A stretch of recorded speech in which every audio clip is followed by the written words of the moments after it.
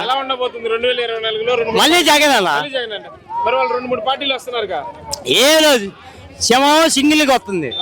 ఏంది ఆ పీకేది ఏం లేదు ఆడ. పవన్ కళ్యాణ్ కానీ అదే బీజేపీ కానీ ఏమన్నా ఆడ. జగన్ మంచి చేసిందా అంతే చాలు. మంచి జరిగిందా మీ కుటుంబంలో? మొత్తం మంచి జరిగింది. ఎలాంటి మంచి జరిగింది మీ కుటుంబంలో?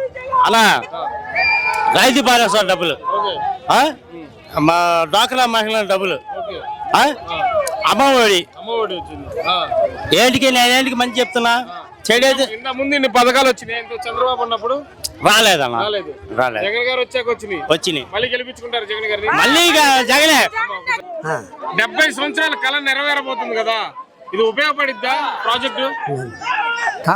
కావాలా? మీకు ఏమైనా పథకం వస్తుందా?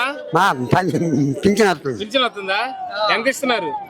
ఎలా ఇస్తున్నారు పెన్షన్? ఇంటికి తెచ్చి ఇస్తున్నారా? ఇంత ముందు చంద్రబాబు ఉన్నప్పుడు ఎలా ఉంది?